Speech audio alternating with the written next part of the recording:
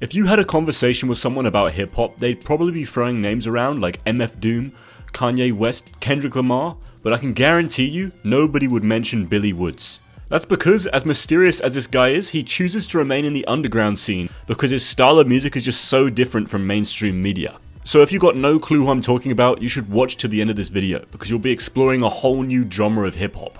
Before we talk about his music, I'm going to talk a little bit about his legacy. I'm not going to go too far into it because I don't want to bore you guys, but here are the basics you need to know. Billy Woods started rapping when he founded the label Backwoods Studios in 2003 and released his debut album Camouflage. From listening to some of this album, it sounds extremely experimental for 2003. Shit don't hold no weight when niggas run from the Jake and shoot your grandmother. Speech impediment, let the max stutter. Big brother smart than a motherfucker. Look, I don't need the cream. Fuck swimming the mainstream, rather starve than sell my dreams.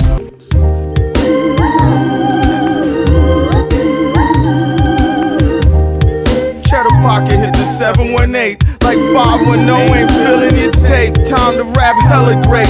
Drops to keep swaying, tech away till we all start to hallucinate. But it was still massively unsuccessful and Billy Woods made fuck all out of it, and by the early 2010s, his record label Backwoods Studios was just largely unable to make any profit at all. As a response to this, Billy Woods decided to release another 2012 solo album, which he had decided was going to be his last album before quitting music forever. But this is exactly why you should never give up. Because Billy Woods' second album, History Will Absolve Me, was extremely successful.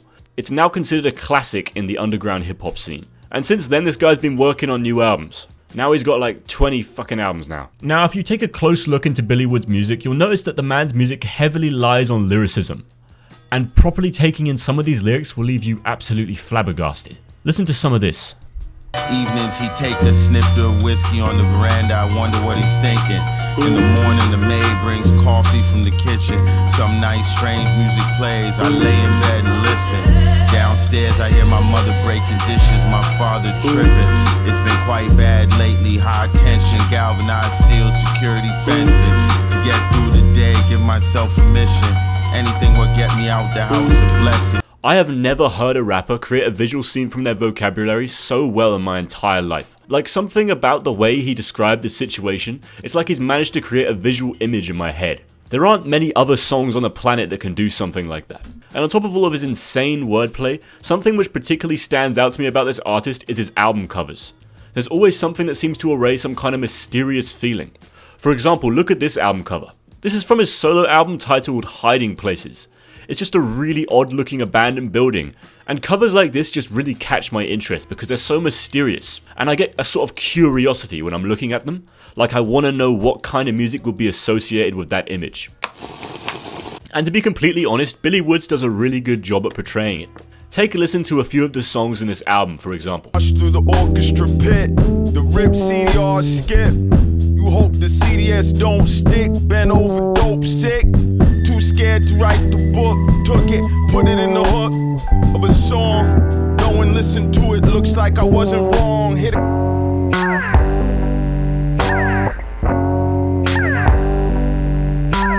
If I haven't heard a word in 10 years, assume you're dead. Or guest to the fads, or cultivated a better class of friends. Now I'm mad, tip the hat, fingers don't touch the brim. Lid don't touch my naps, handicap, go ahead, pencil them in.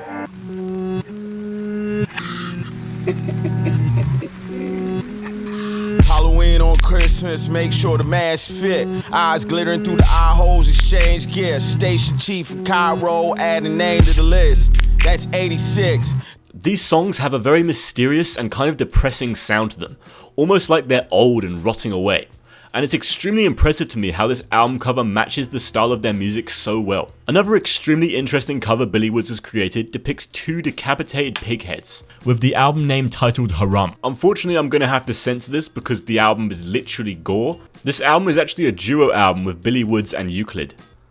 Yeah, Elucid, right, not Euclid. I hope I didn't say that. Which they release under the alias Armand Hammer. This album, in my opinion, is their best work, but I haven't heard every album they've put out, so I might be wrong. One of the extremely significant things about this album is its production. It was produced by The Alchemist, who I'm pretty sure most of you have probably already heard of, and he's widely known for one of the best producers in the world, and in my opinion, this is the best thing he's ever produced. Very hot take. But the production just sounds completely ahead of its time, and it's only like fucking 2022, and I don't think I've ever heard anything like it before.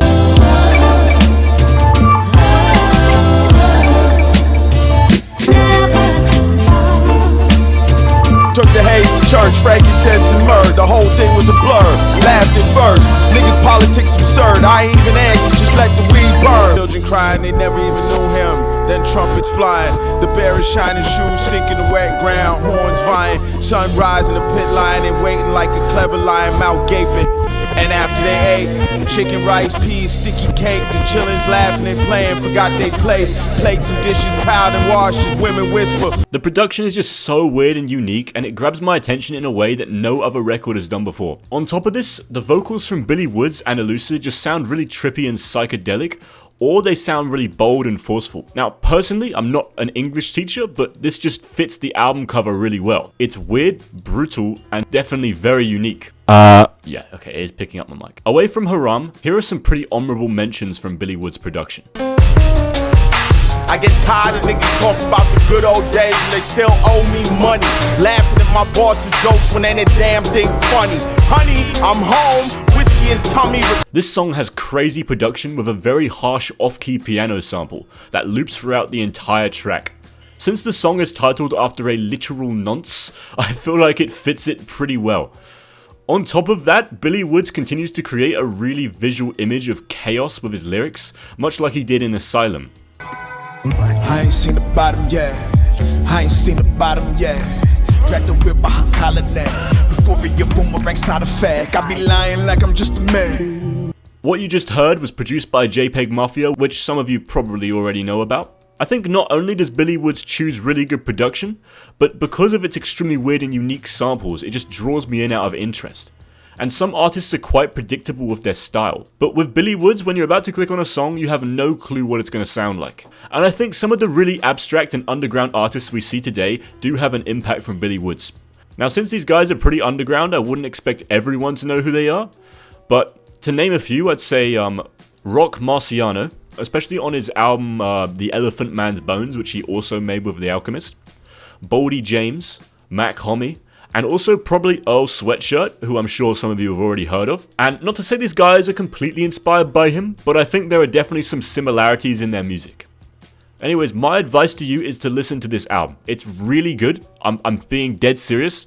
And also, I would think most people would agree with me when I say that it's probably the best entry album to start with. Thank you for watching, subscribe, and goodbye.